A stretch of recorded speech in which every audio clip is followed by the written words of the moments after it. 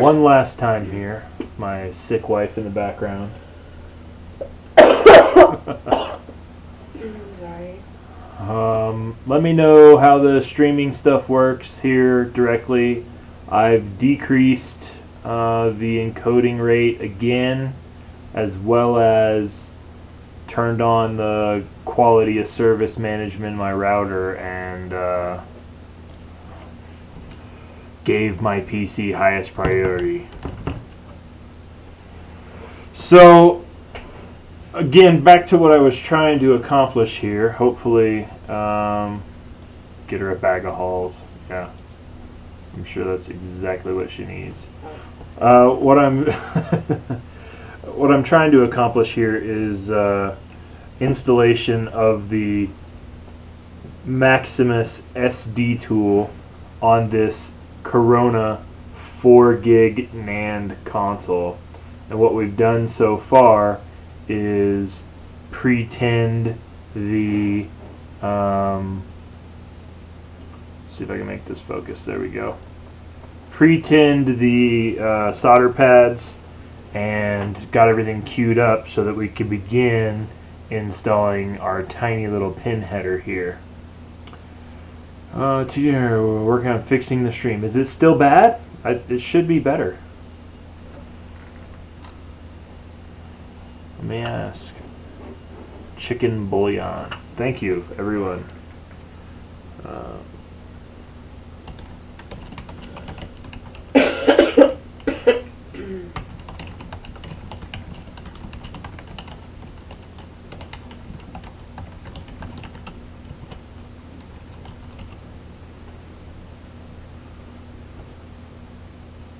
Perfectly fine. All right. I like perfectly fine. That sounds good.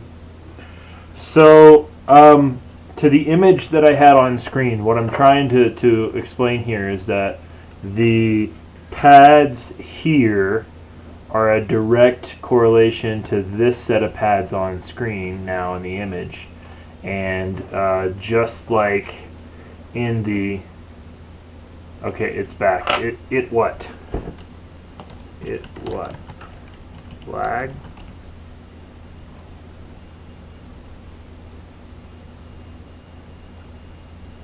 It's back. He had to refresh. Oh, okay.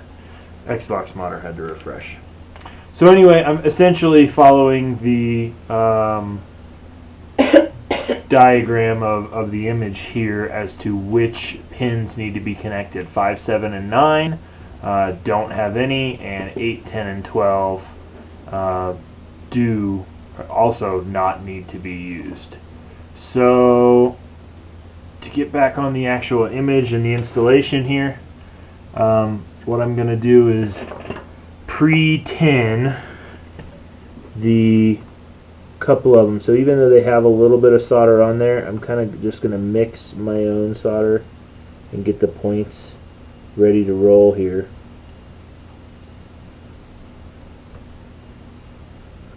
So there's 1 and 3. And then, oh man, shaky cam, sorry. And then what I'll do here is 13, 11, and 15. And then finally 2. 1 over is ground. And then 14 and 16. So again, on my preferred tool to do this with, the element tool, there's little numbers that are right above these wires, and those numbers correspond to the numbers in the diagram.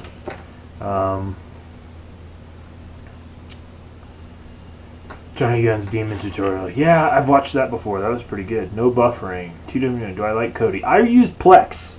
So I don't think Kodi's a bad thing, and I think it definitely has its use cases, but I find Plex valuable enough that I actually even pay for their Plex Pass Premium whatever. So, alright.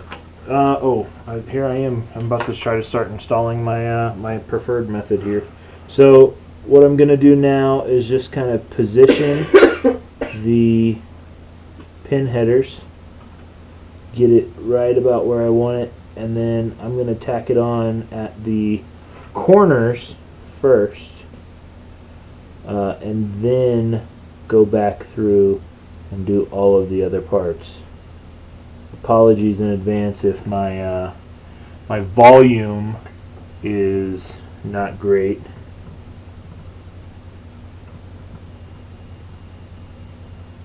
As I'm looking away from my microphone. No, I use a flux that is Amtech NC559. Yeah, she does. She's not feeling too good at all. So she's a little miserable. All right, I'm trying to do this and let you guys see at the same time. It's kind of a challenge.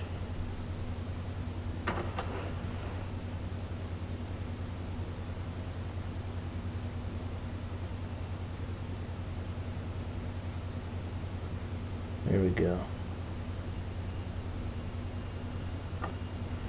Oh, friggin' shaky cam. Oh, Lord. Alright, we're going to have to try this a little differently here. I'm going to have to go from the side angle so that I can still do my work from this way, and I may end up blocking you guys yet, so. Where do you get the bent pin header? I have a bunch of them. I ordered them from Digi something like that. Once upon a time, I used to get them from one of the modding specific sellers when I first used this tool. But then he was kind enough when he stopped selling them for a considerable markup, might I add. But when he stopped, he gave me the part number, or at least the description, that was good enough that I could find them on, I think it was Digi something,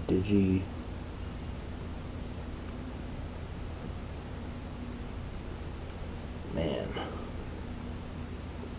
This is really hard to do with a camera, like, super close and in the way. I'm feeling pretty nervous for this pin header. Mostly because I raised these pads by floating extra solder on them. And then Xbox Modder, if I RGH my Xbox without bricking it, will you be surprised? Yes. Oh, Crystal Burn! She said yes. Oh, man. Oh, jeez and Pete. The shaky cam. Sorry. COPD, that ain't no joking matter, man. That's for real. You definitely do have to get your shot. COPD. That's no offense, but that's like an old people thing, though, right? Like, you got to be like 50 or something to have COPD, don't you? Or have smoked, or have some certain lung conditions. Lungs. It's just lungs. It doesn't matter how old you are. Oh, maybe you have COPD. Maybe that's what's wrong with you. I don't have COPD. COPD. I can barely speak. Shut up. My tip is don't do it. Your dad was a chain smoker, so you ended. Oh man, that sucks. I hope your dad feels bad. That's an awful thing to say, but I think it's how I feel. So.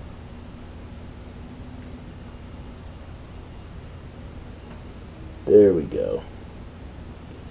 Now we're feeling pretty good. Alright, so this top header, remember, we only needed 1, 3, which are the first and second of that top row, and then 11, 13, and 15. So there's 1. There's 3. Here's that one.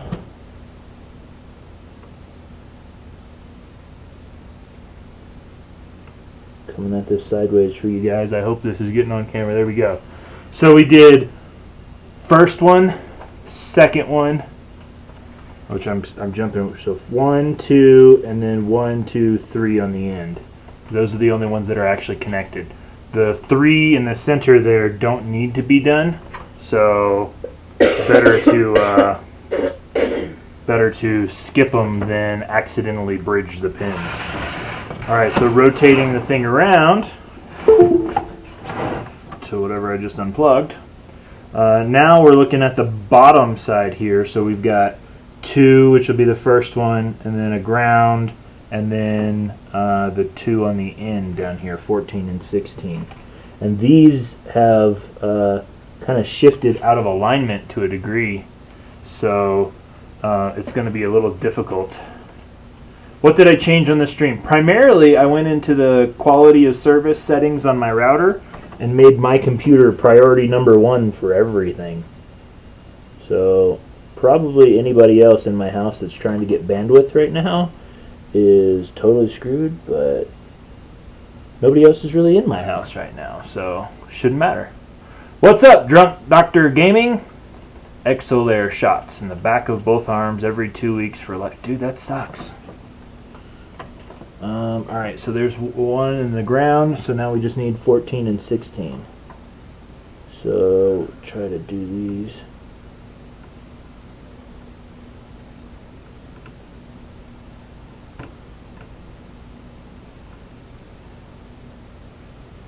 Alright, so hopefully, and I think we did a pretty good job there, I did a pretty good job, got those pins now.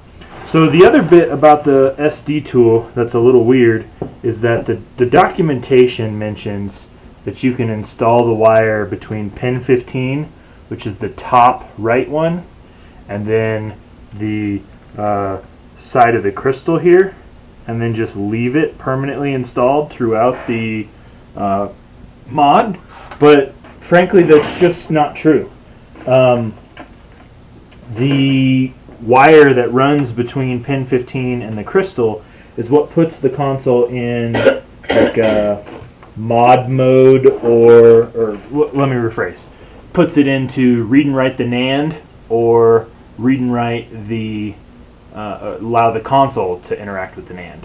So we have to have it connected when we want to take the dump of the NAND over the SD card, and we have to have it disconnected when we try to boot the ECC file to get the CPU key, and then we also have to disconnect it finally when we're done, and then we'll be regularly booting the modified NAND. So let me find a little tidbit of wire here, and we'll do exactly that. I've got a bunch of these leftover red wires from Ace installs. So we're going to go first and install to this top right pin. Again, that's pin 15, the way the thing is diagrammed and stuff.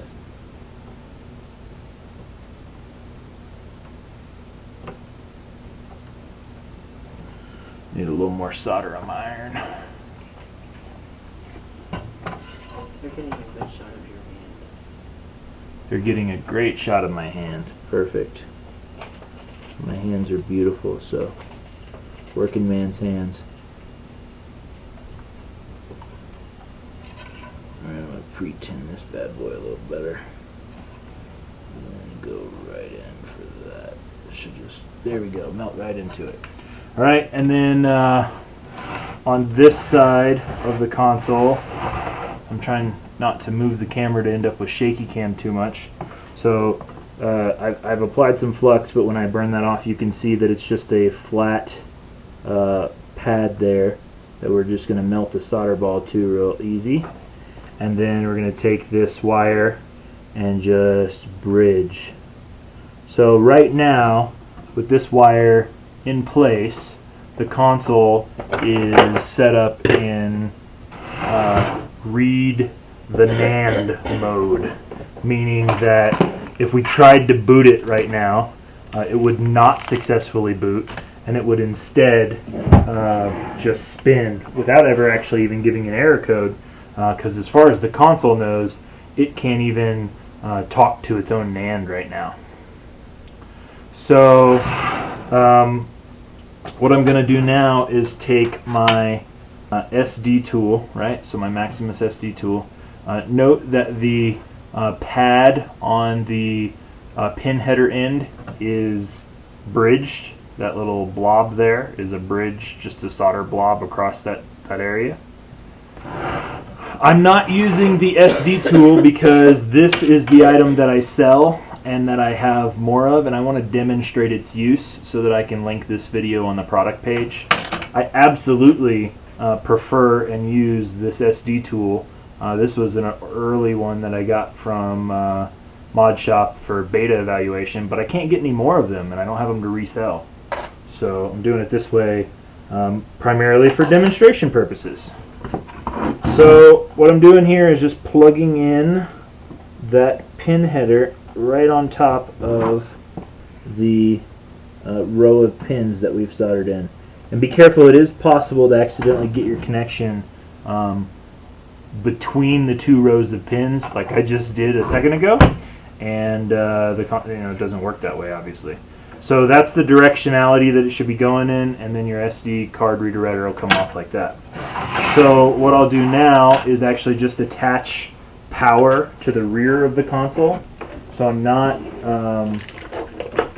turning it on, obviously, but simply just going to connect the power cable at the plug-in in the back. And then I use a USB extension. I'm digging out here. A USB extension with my SD card reader writer on the end of it. So this runs all the way back up to my PC. So I'm going to plug that into my SD card. And I get a nice little pop-up thing. Let me show you on the PC itself. So on the PC itself, you should see something like this. You need to format the disk before you can use it.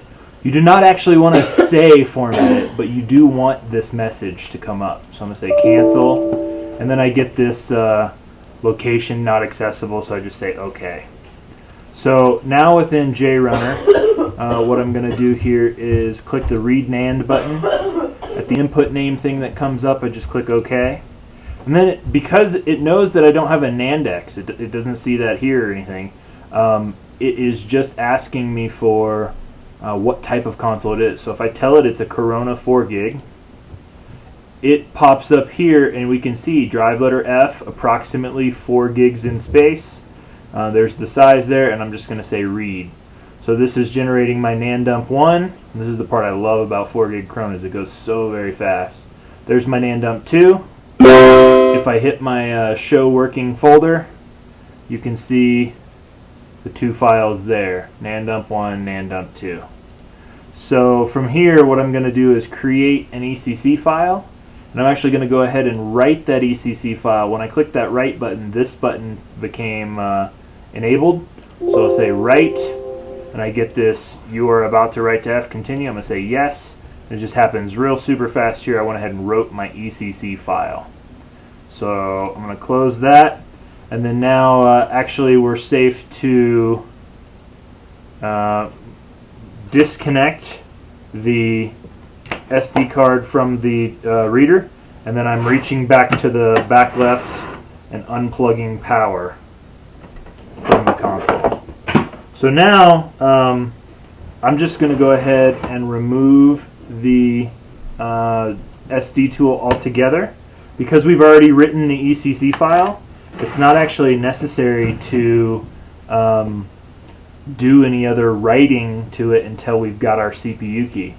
I'm not doing the CR4 speedup because I find that oftentimes with this original Corona, the non-postfix adapter ones especially, I can actually get measurable better boots at the very end using just the built-in timing file that comes on the ACE.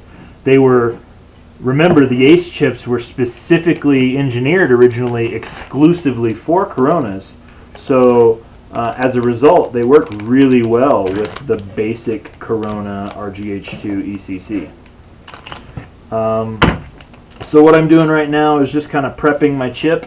So I'll take the adhesive pad here, stick it on, set that down, grab my scissors out of my drawer, do a little snip so that I can tear this open and get access at my wires, and throw my trash away. So the wires come pre-tinned, meaning that they've had their ends like dipped in solder, but I think the way they do it is they have all the wires like pre-trimmed and their stuff exposed, and it goes along on this like conveyor belt, and it just dips them into this boiling vat of solder, and it just has a whole bunch of really long ends that are longer than they need to be. So all I do is on one side of each of them, I just trim them down so they're just a tiny little tidbit of metal that you can see on the end. That's really all you need. You just need just the littlest quantity here. You don't need a huge, centimeters worth of exposed copper wire, or not copper, but tinned in. And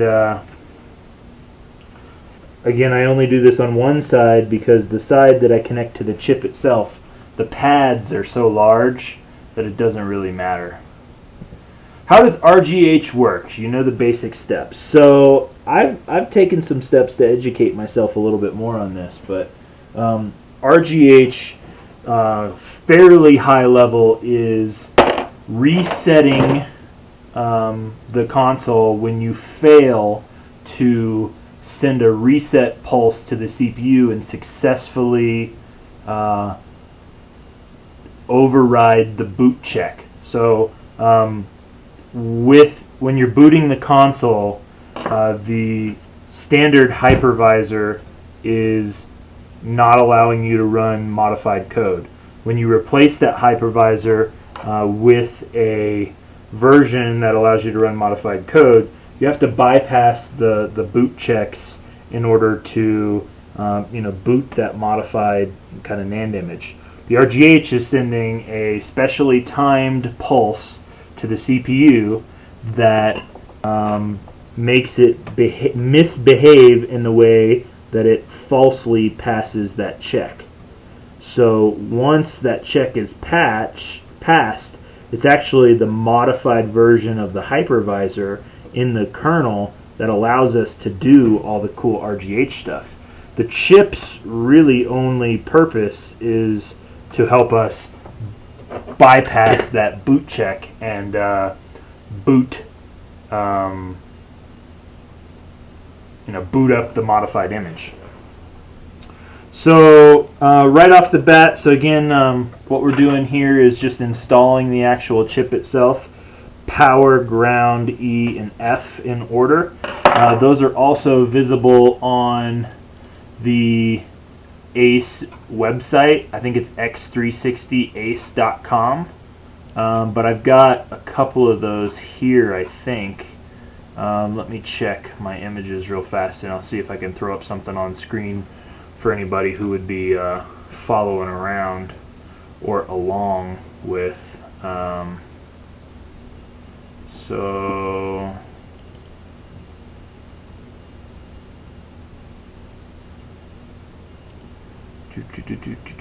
yeah, here we go. So in the desktop here, in the ACE images, that far left point that sticks out there, so top and bottom, is the 5 volt. And then one caddy corner from that, so this corner one that's unlabeled, is actually a ground point, G and D ground. And then these next ones over are E and F respectively. So these are the same points that we're discussing on the Corona right now. Why does it say 2 watching? Yours says 10, mine says 12. So, lol, the camera is drunk. Sorry, it's like destabilizing. So it's this janky holder that I have. It's a bendable metal thing, but it doesn't have a whole lot of rigidity. I need like one of those super stable, like a microphone arm sort of thing. So there was our 5-volt wire installation. Next up, we're going to do the ground wire installation.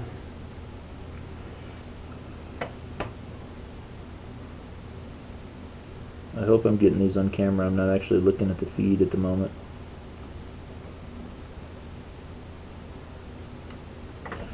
Oh, drop the wire. There we go. There's our ground install. Yeah, good. I am getting it on camera. Next up will be our E and F points. And the camera's drunk again. Sorry about that. Get it nice and stable. Sausage party got leaked.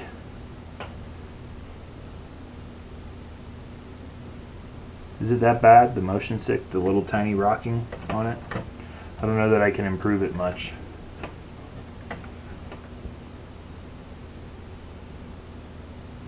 So there's E, our top point.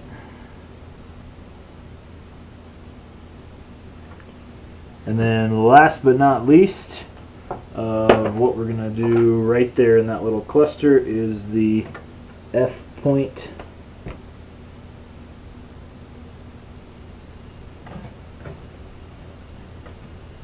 All wired up.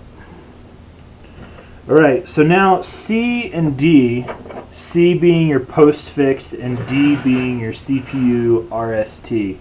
So I always just install their main leads first. Remember, I'm doing the side that I didn't trim onto the board here, and that's because the pads are just large enough to accommodate that without needing to be trimmed up. So there's C and D wires mounted. But these are actually going to go to the back side of the console here. So I just realized that I don't have my ring of light board on the front. Screws out. So I'm taking those out with my screw gun.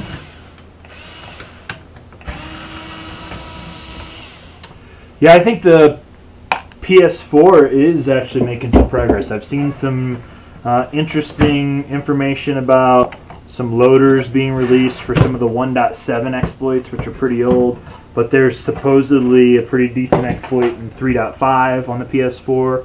I know everybody's probably upgraded to the latest retail 4. Whatever.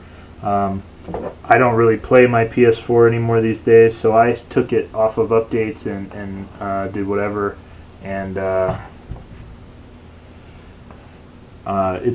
mine is stuck at 3.5.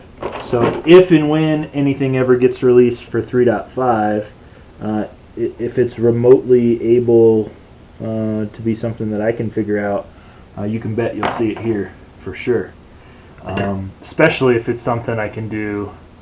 I should do high def NES installs. What is a high def NES install? What do you mean, like a Raspberry Pi on a NES emulator sort of thing? Because I've got one of those in a neat 3D printed case that I made the other day. Here, you guys might think this is cool. I'm still going to work out the kinks, but this thing is my 3D printed NES, right, casing, which it's not exactly perfect. This was like attempt number 1. And then it's just got a Raspberry Pi 3 in it. And this running emulation station, I think is what it was called. And I can get everything basically up through and including Nintendo 64 and PS1 emulators on that. So pretty neat for that to all come out and then route the cables and all that sort of stuff here. But I haven't actually dressed it up and made it work yet. Oh.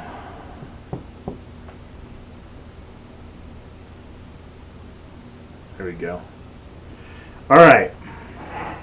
Maybe with the camera a little higher, there'll be a little less motion sickness on everybody's part. See if I can make it focus one more time. Get a nice clear image. PS4 needs a WebKit exploit or some sort of flash to downgrade like PS3. Because on the PS3 that was the exploit. You stayed on 3.5 because that was, yeah. I mean, 3.5 was a big deal on PS3 as well, but I think it's just happen chance that 3.5 is also turning out to be, I think, a notable version on the PS4 for exploits. It's not like they got to version 3.5 and were like, oh, hey guys, we better write in a bug that's going to allow the modders to hack the console. We're on version 3.5. That's a requirement for this version. Although that would be hilarious if it turns out that that bug was intentionally introduced by a dev in 3.5 for exactly that reason. I really don't think that it is, and that's even remotely what happened, but it makes me chuckle to think about it. Alright, so a little bit of hot glue there. I'm just tensioning up the line so that it kind of pulls straight. And then I'm going to do the C or post fix here. So wire C is going to run through the other hole next to the, I believe that's the south bridge there. And we'll poke that through. And then I usually need to pull them quite tight in order to make everything work there. So it's just a straight line over to it. And then on the back side, it's the same location as is used on all of the Trinity installs. So the way I think about it is over one, up one, but it's this little point right there, if that's visible at all. If you check out pretty much any of the slim post installation locations that are marked, this little staggered field of pins is pretty standard across several of the consoles, and it's the same location as all those, so it should be very easy to find a reference image for the point C or post out location on the Corona console that you see me doing here. How's my volume? Are you guys hearing me okay?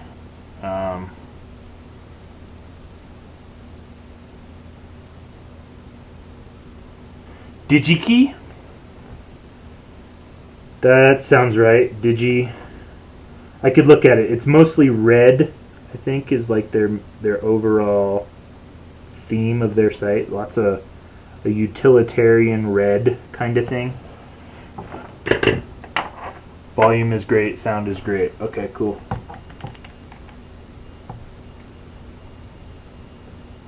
I think Crystal thinks I'm a little bit crazy because I'm kind of having a thank you again, you helped me RGH. So this is, I think this might be the first video of me doing a 4 gig. I've made commentary stuff. Did I help you out via email, Alexander? Or, I don't know, I might have, who knows. Post is now installed here, so now our glitch chip is fully installed. The one thing that we'll notice here though is that our wire bridging pin 15 and our crystal is still connected. So all I'm going to do real fast is just snip that. And then what I'll do when I need to re-bridge it is I'll just strip the wires a little bit and just twist them for a second. And that'll be how I'll re-bridge it when I go to write the final UPD flash.bin and back to the console. So I like to put it back in its case for this. Just since I'm not really going on the back side of the console anymore. We got to reinstall our little pin header here in a minute, but first things first, we really need our CPU key. So let me grab my ring of light board. I'm going to stick that in the front so that I got a good indicator, and then I'll give you guys kind of the visual. Yeah, it was email through my site. You were just missing the SCC and SD. Oh, yeah. I think I almost remember you. It wasn't that all fired long ago. And R2, C5, and 6 or something weren't bridged. Cool. What's up, Network Gaming? Sorry, I don't know how to say that. So over here, what I'm doing in the background is just connecting power to the console. The LED light just lit up on the chip as a result. and then I'm going to connect to my HDMI. So power and HDMI all connected, chips fully installed. I'm going to use my handy dandy little infrared Xbox remote in order to power it on. And you should be able to see those LED lights on the chip going as it's restarting and starting to go. And actually as it's doing that, oh crap, it just moved the whole thing. As it's doing that, I'm going to plug in my Ethernet cable so that once I do get a boot, I won't have to manually type in the CPU key. So we're seeing glitch cycles. That's a good indicator. Did I lose my camera? I think my camera feed might have died. Oh, no, maybe not. Alright, so we still haven't got a successful boot yet. And that makes me a little nervous. Typically, with an install like this, I would expect 2 or 3. So it makes me wonder if this is one of the weird ones that has the post removed and actually does require a postfix adapter. Camera feed is okay. Yeah, I can show you all my stuff here in a second. Let me get this console figured out, and I'll walk you over and show you everything that I have all laid out and whatever. Can anybody really do anything with the CPU key? I guess they could get you blacklisted from various stealth providers because those generally authenticate based on your CPU key. But I wouldn't expect anybody can really do anything else with that. If Microsoft's really paying attention, Microsoft could obviously ban the console based on the CPU key. So I just unplugged it. I'm going to put you guys back in the mount here for a second, and I'm going to double check because this is a good thing to know how to do anyway. So I'm going to take the console back out of its case, and then traces are missing topside. That'll show you. Yeah, exactly. This is actually the standard 4 gig and did have R2C6 and 7 in place. Usually when those are present, then the traces for the post are present. It's a pretty good, probably 80% or better indicator in my experience of a few hundred consoles. The exception to the rule does exist though, so sometimes there are Coronas that do have that don't have the trace. So here we go. You can see we do have traces in place. So post on the bottom is working and functional. So we do not need to replace that or add a postfix adapter. Who scams? What? Davis. Me or Davis? Who scams? Davis scams? I don't think Davis is a scammer. But he definitely does try to start drama. I'll agree with that.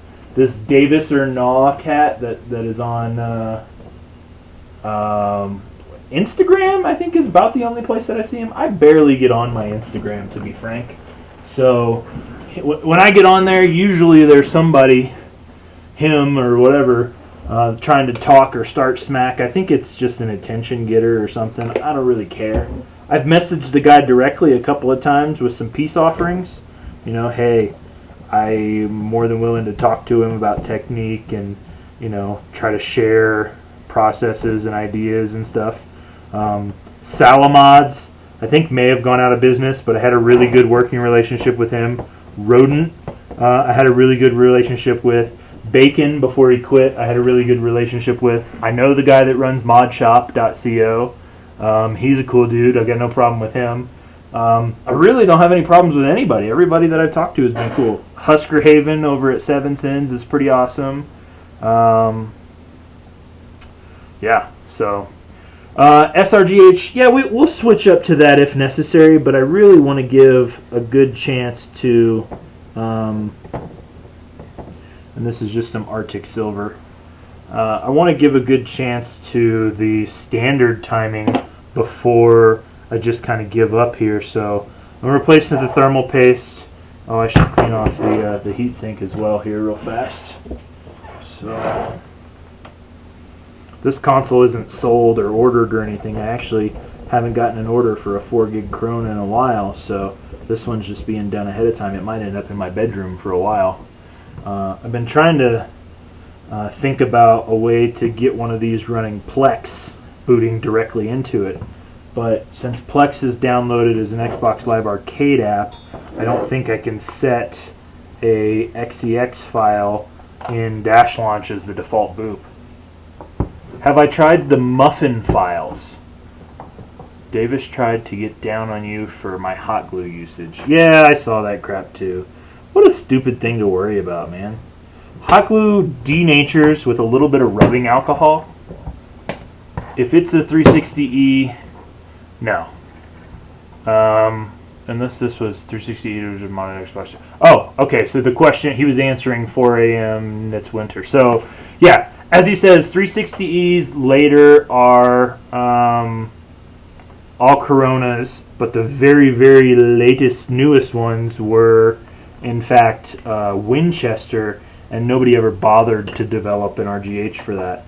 15432 seems to have kind of commented that it's likely possible. It's just at this point, there's really no monetary gain for anybody, if we're being honest. You know, Team X isn't going to be able to make some Winchester-only chip. Because there's kind of a lack of super big desire, then, you know, no worries. So the guideline that I use is about June of 2014, 2014, and before all seem to be pretty conclusively Corona consoles, and they are moddable. They're like V6s. They're very late model Coronas. And then the ones that come after that, so 2014 and later, have a pretty solid chance at being a Winchester. And therefore, I just usually suggest that folks open up their E-Series consoles themselves just to double check. So here we go again. I'm going to power on, see if we can't get some glitch into Zell. You have the before E. Then it'll be a Corona RGH. If you send it to me, it'll either be done with the Ace V3 and the default timing file, like we're doing this one, or attempting to, or it'll be done with the Ace V3 and a CR4 speed-up timing file, which we may be about to move on to if this doesn't work out. Do I keep in contact with all the other modders? Not regularly.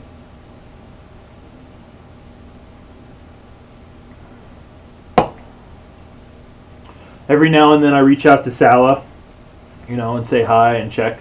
But I haven't really done that since I heard or saw that he was closing down. So it's been a while. I think the last person I really talked to was Roden. There we go. We got a successful boot. Finally.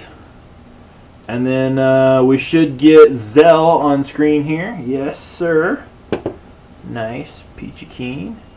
And because I've got an Ethernet plugged into it at the very end, we're going to get a nice little IP address. So .121. Didn't he just change his name? I have no idea. Did he? Is that what happened? Bad luck, Zeppi. I will deliver to the UK. The rule is that you have to pay in Bitcoin. Yeah, I don't know if Salah changed his name. Did he? Whatever. Do I think I get more business because of my online presence? Absolutely. Absolutely, I think YouTube is totally responsible for any success that I can claim. So, all right, so we had 121 at the bottom of Zell. So I'm going to type that in here, 121. I'm going to hit Get CPU key, pull in my CPU key. I'm going to leave my CR4 unticked because we're still at the default timing file. I'm going to create an XE build image. Why Bitcoin? Bottom line, because it's unrefundable, it's unenforceable. There's no third party that can force me to do anything with Bitcoin. Bitcoin is digital cash. So when you hand it to me and I mail you the console, I don't have to deal with, oh, the post office lost it, oh, I got it and I don't want it, and now I'm overseas and want you to pay for return shipping, oh, I changed my mind. Any of that sort of Bitcoin just makes it so that I've got the money, you've got the console. Yes, you are absolutely trusting me when you say or when you agree to pay with Bitcoin.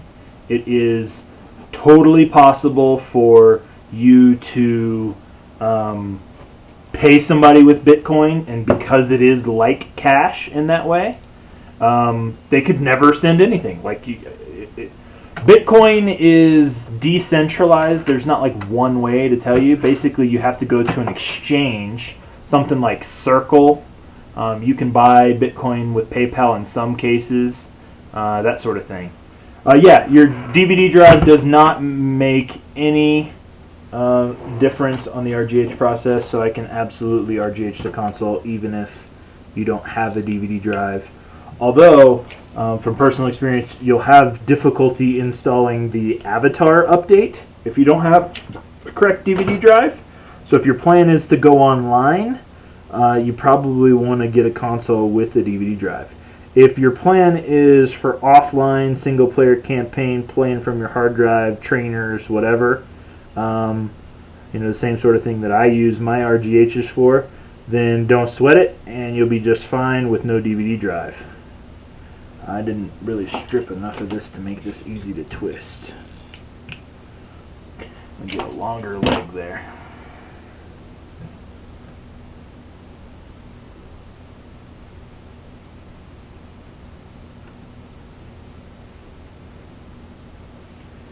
There we go. Twisted that together just so that we're back in the mode that we want to be, and I'm feeling a little like it's not good enough, so I'm just hit it with some solder real fast to solidify the connection. Again, that's just temporary. This whole thing will be removed when we leave the installation. How do you pay through Bitcoin? You go somewhere and buy Bitcoin, and then you send it to me. It's a whole process. That's how Bitcoin is. Stop yelling. Take off the caps lock and go look up, Google the term, how to buy Bitcoin. And then the name of your country afterwards. How to buy Bitcoin in the UK. And there'll be lots of options. And then once you obtain some Bitcoin, you can send it or buy it. I can call you Shane. Cool. It's hard to say, Network Gaming. Do you know what type of disk drive that you can replace your original disk drive? Best way to remove or to replace a disk drive is with an identical one that came out. If you have a FAT, it's fairly easy to change the OSIG and put a replacement drive in, even with a different key when you're RGH. If you have a Slim, that gets a little more difficult, especially with the more late model Slims that have the, I always get this wrong, FRCT thing. Bitcoin text. No. Your local country may have rules or regulations, but much like cash, it's difficult to enforce. If your drug dealer used cash and didn't pay tax, and then your drug dealer switched to Bitcoin, he could continue not paying tax. There's no requirement to pay tax. If you just are complying with government regulation, then you might, but there's no like built-in tax or anything. So I'm connecting standby power here. I've got my SD card reader writer. I'm plugging that into the SD tool that's on the console. When I do, the light comes on and I get my normal on-screen pop-up. I need to format the disk, which I say cancel to, and then I get the not accessible, to which I say okay. So here I just need to write my NAND. There's my approximate 4 gig module again, and then I say write, and then it just asks me, are you sure? And I say yes, and then this should go relatively quickly as well.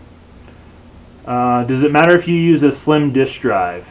The slim disk drive is the E-series disk drive. All E-series that I've ever seen have a model 1532 light on in them. If you have your original drive, just look at the sticker, and then buy a drive that has the identical model number. So that writing finished. So what I'm going to do, let me switch back to the webcam real fast. So now I'll just unplug the SD tool, unplug the power, the standby power from the console. I'm going to disconnect the SD tool. And then since we already wrote the UPD flash.bin, I'm going to go ahead and just kind of clip this wire real fast because I don't like that blob of solder just hanging around. So now this connection is broken again, right? So the console has access to its own NAND. And I'll rehook up power, rehook up my HDMI,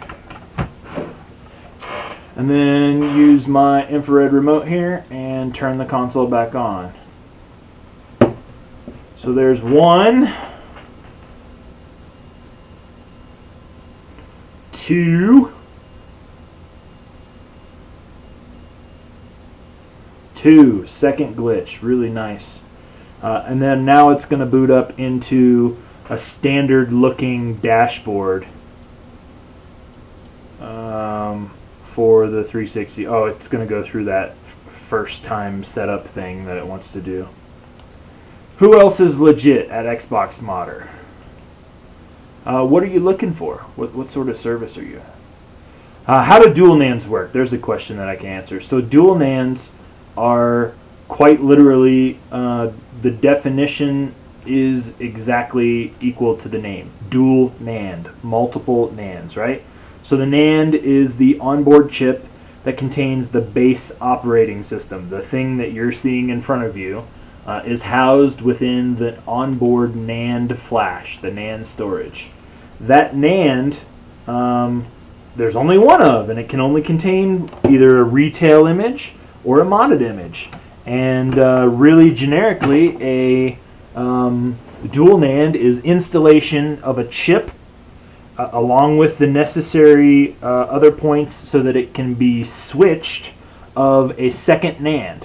And that second NAND will then be available to you to either switch on and have the console reading and writing to and from that NAND, in which case usually the modded NAND lives on the dual NAND chip, the second NAND that you add in, or the dual NAND install is more or less off, in which case it goes into kind of a standby mode and the console read and writes and talks to its original normal NAND, and that is the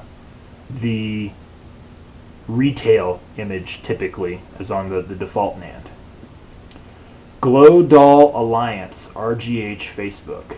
I love Dark Horsemen's from Alliance RGH. The admins on there do it Glow Doll. I don't know what that is. Somebody want to explain that one to me? Glow Doll Alliance RGH. Is that a group of people that are modding consoles and selling them or something? That's pretty cool. So that's it, I guess. That is installation of RGH 2 on a Corona 4 gig using an SD tool. So in the package with your SD tool, you would also have not only the pin header, but that QSB, which could be installed here. So you actually get enough inside one package to do 2 consoles, even if you don't reuse anything. So you use the pin header to do the first one and that little bit of wire, and then you use the QSB to do the second one if you wanted to. When I was really desperate, I used to sometimes use hot air and flow these back off and remove them. These days, that's so cheap, and it makes it really nice and easy. If whoever ends up buying this console ever bricks their 4 gig console, what they'll be able to do is just pick up one of these and more or less plug and play and rewrite their NAND. They'll need to add that little wire, but there'll be one little tiny wire to put in versus having to install that pin header themselves and stuff. Thanks, Axes 2084. I appreciate the compliment. Please one day post the files of the Corona RGH 4 gig NAND files. I didn't use any files that aren't built into JRunner for this, so I'm not sure what you're asking. You want the timing file that comes preloaded on the ACE? Because nobody has that as far as I know. I don't know of a way to read the file off of the chip, and they come pre-programmed for Coronas. So, kind of out of luck there. TWN, do I do car audio stuff? I do my own. I don't do it like professionally or anything. But yeah, I've installed a few amps and a few subs and stuff in my day. Nothing real recently. A NAD. Aurora versus FSD. The last time I used Aurora, I still found it pretty lacking in functionality. It was a pretty early version. I imagine they've probably iterated on it since then. That was probably a year or two ago. Freestyle Dash is just an old standby for me. It's got a file browser, it's got an FTP server, it's got lots of power within it, and nothing else really has come close in terms of total functionality. But at the end of the day, it's a preference thing. If you like one, use it. If you like the other, use it. It's not impacting or hurting anything at all.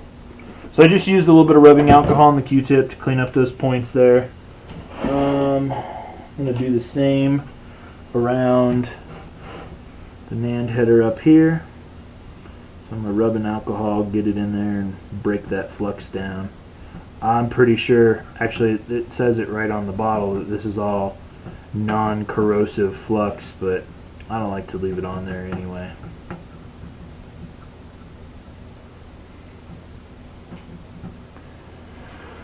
Just put waterproofing under the PS3 as soon as we're going to put the water cooler. Your console got bricked. You flashed the donor NAND and it still doesn't. You need one.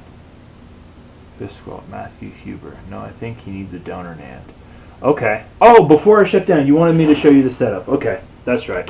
Let's do that. My camera battery's getting a little far off the rail. So if I just straight up roll back here, you'll see my janky little IKEA desk and my shelf space.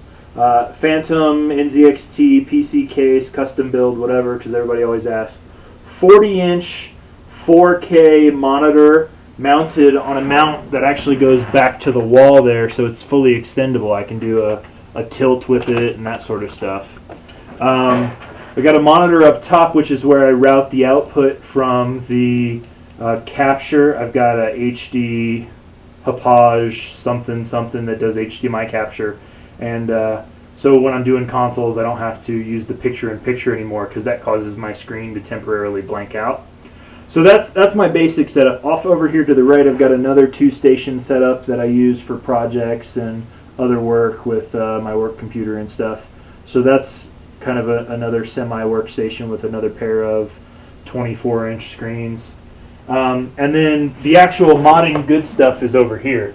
So the send-ins, when they come in, I put them up here, 1, 2, 3, and 4. I try not to ever have more than 4 at a time in queue, but sometimes I get 4 in a day, so that can't really always keep up with that. Right now I've only got 2 in queue. Then I start dealing with consoles. This is one that I modded, and then it went immediately red ring. It actually boots and runs for about 15 seconds at a time.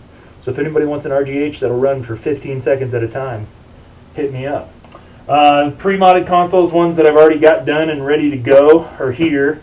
And then power supply and other inventory. And then right now, all the rest of the consoles. So I got another 15 or however many that is. I haven't counted in a while.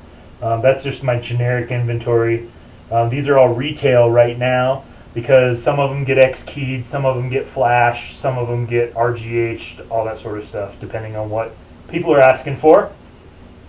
And then all the good stuff is here. So postfix V2s, postfix V1s, nothing in that one. Controller shells and other things. Sorry if the lighting's kind of bad, it's a little dark. And here are my NANDexes, so I got a couple of those still. And then these are hard drive caddies for slim consoles, because I've got some hard drives that I'll place in them sometimes. Just tons of extra wire sets for CR3 lights or Rev Cs. Speaking of Rev Cs and the TX X clamp removal tool, a bunch of those. CR3 lights, I have a few just kind of in my back pocket from back in the day. The Matrix, or these might be Maximus, I'm trying to remember. Matrix, whatever. NAND flasher programmer. These are for my Unbrick service. If somebody does the premium Unbrick, they get one of these. So they're slow, but they work, and they're cheap. So, and then Ace V3s. I've got 50 or so of those left in stock. Probably about time to reorder. And then more controller, another spare, fan shrouds, that sort of stuff, LEDs, mini fans. I got a bunch of other miscellaneous spare parts and stuff over here. So power supply AV cables, box full of HDMIs, box full of Kinects.